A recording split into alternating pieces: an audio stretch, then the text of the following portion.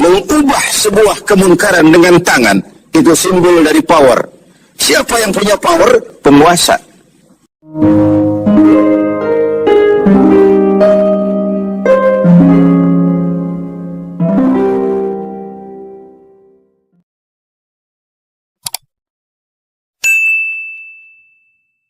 Bahwa orang yang memiliki sesuatu tentu ingin merasakan nikmat dan manfaat dari sesuatu yang dimilikinya itu.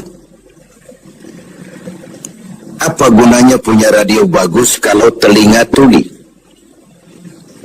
Apa gunanya punya sepatu mahal kalau tidak punya kaki? Apa guna punya televisi berwarna, gambarnya terang kalau mata pun buta? Demikian juga iman. Apa arti iman itu kalau kita belum bisa merasakan nikmatnya, indahnya, manisnya iman?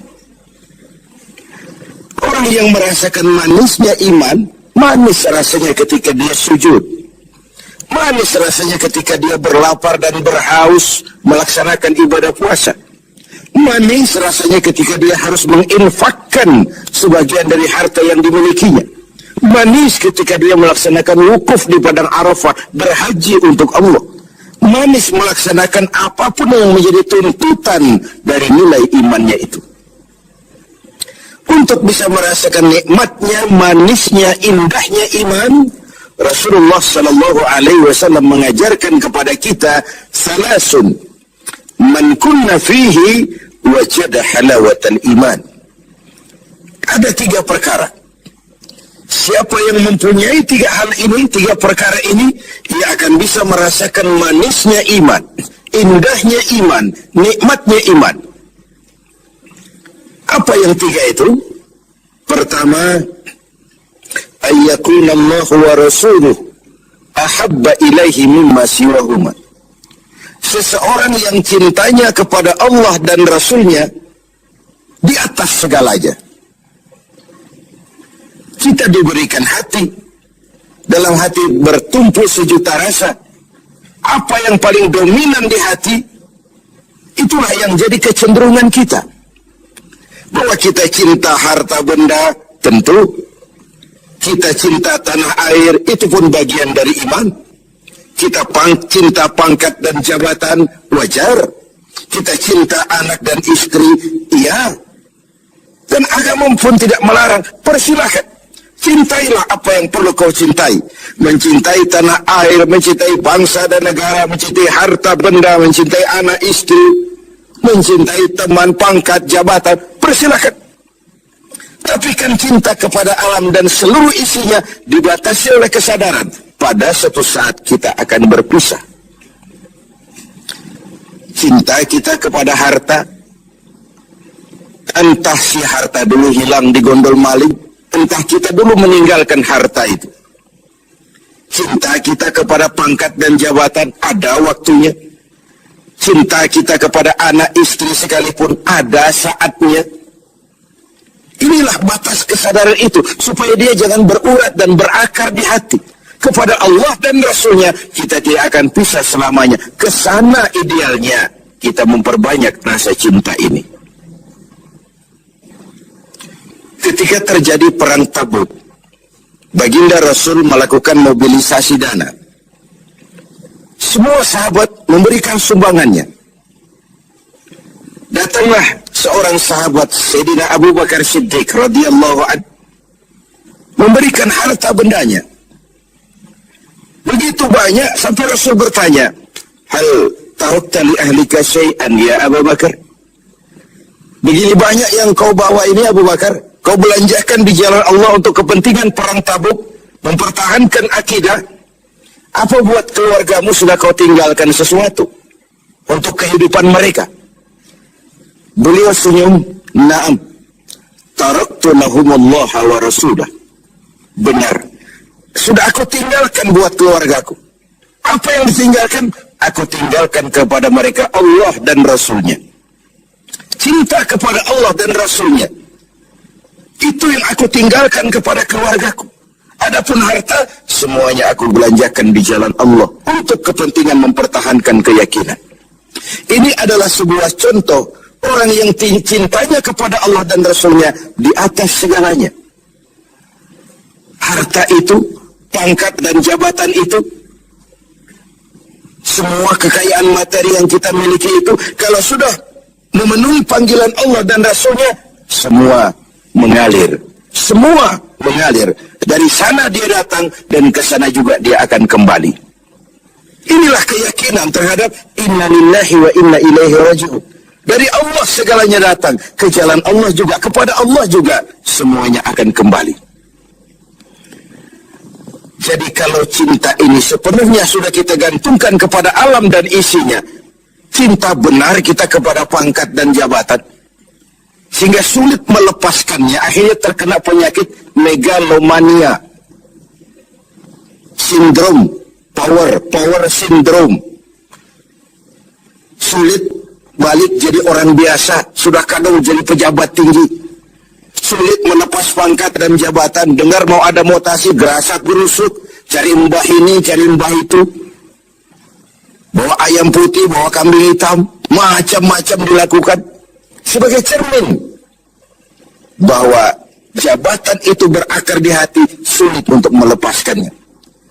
Orang yang cintanya kepada Allah dan Rasulnya, kalau satu saat dia harus melepas yang dia sayangi, dahulu pun ketika terlahir ke alam ini, tidak ada harta yang saya bawa. Kalau sekarang saya harus melepasnya, inna lillahi wa inna ilaihi raji'un. Dahulu pun ketika terlahir ke alam ini, tidak ada pangkat dan jabatan yang saya sandang. Kalau sekarang saya harus melepaskannya, inna lillahi wa inna ilaihi raji'un. Oh, itu cuma sekadar titipan dari Allah saja. Disinilah lapang dadanya seorang mukmin ketika dia menempatkan cinta Allah dan Rasulnya di atas segalanya. Ini yang pertama. Yang kedua, untuk merasakan manisnya iman ini, wa ayyuhibba 'abdan la yuhibbuhu illa lillah. Dia cinta kepada sesama hamba, cintanya karena Allah, bukan karena kepentingan. Kalau sudah cinta karena kepentingan, sebatas kepentingan terakomodir, kita loyal, kita taat, kita setia, kita cinta. Begitu kita merasa kepentingan kita diabaikan, kita jadi musuh nomor satu. Pantas saja kalau dalam panggung politik ada pameo, tidak ada teman abadi. Yang ada tujuan abadi, kepentingan abadi. Hari ini teman, besok lawan. Hari ini disanjung, besok digusur. Agama mengajarkan cintai sesama hamba karena Allah, bukan karena kepentingan, bukan karena mencari kehormatan diri, tapi karena Allah saja. Kau di jalan Allah, kau saudara saya. Kau keluar dari jalan Allah, sampai sini saja kita. Bersaudaranya itu karena Allah. Islam membebaskan manusia dari ras diskriminasi. Dan ikatan akidah jauh lebih kuat daripada ikatan darah.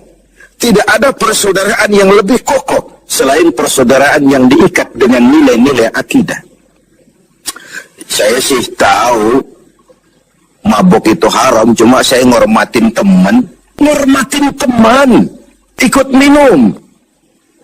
Saya sih tahu judi itu haram, cuma diajak saya nggak enak sama teman. Ngormati teman, mengorbankan keyakinan. Untuk hal-hal yang seperti itu, tidak ada toleransi yang perlu dirumuskan. Bersaudara karena Allah, bertemu karena Allah, berpisah pun juga karena Allah. Ini yang mahal zaman sekarang. Sekarang kan bersaudara karena kepentingan, karena ada maunya. Berteman karena ada kepentingan. Bila kepentingan tercapai, teman jadi lawan pun nggak masalah. Lawan jadi teman sekalipun it's okay, asal kepentingan tercapai.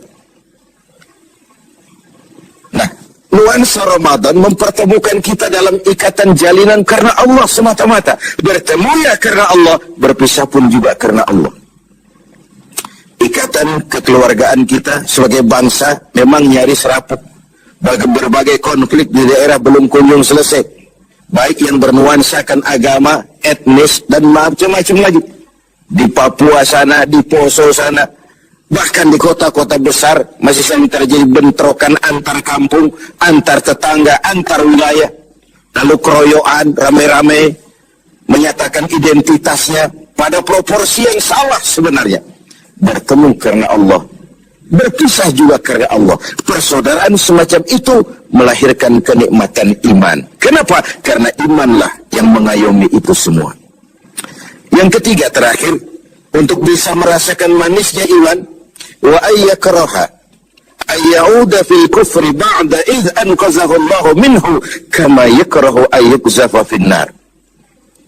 Dia benci kekafiran, kebatilan, kezaliman, kemunkaran, ketidakadilan, maksiat. Setelah dia diselamatkan Allah dari hal-hal seperti itu, sebagaimana dia tidak suka kepada neraka, sebagaimana bencinya dia kepada neraka, begitulah dia membenci kebatilan, ketidakadilan, kezaliman. Tidak seorang pun di antara kita yang suka neraka. Jangan lagi masuk, mendekat saja kita tidak kepingin. Seperti itulah harusnya sikap kita menghadapi kemunkaran, kebatilan, kezaliman, ketidakadilan. Bukankah Rasul mengisyaratkan, kalau kamu melihat kemunkaran, ubah itu dengan tangan. Kalau tidak mampu, dengan lidah. Kalau tidak sanggup, dalam hati. Setidaknya jangan join dengan kebatilan dan kemunkaran. Mengubah sebuah kemunkaran dengan tangan, itu simbol dari power. Siapa yang punya power? Penguasa. Tugas penguasa itu, yang punya pasukan, punya senjata, punya dana, punya sistem, punya strategi untuk memberantas kemunkaran. Ada yang memberantas kemunkaran dengan lidah, dengan bicara.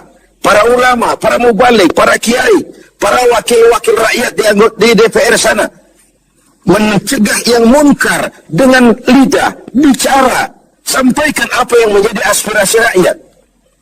Ada yang dalam hati saja, ini biasanya rakyat banyak, bicara nggak didengar, kadang juga takut akibatnya, dalam hati saja. Setidaknya tidak join dengan yang namanya kemunkaran.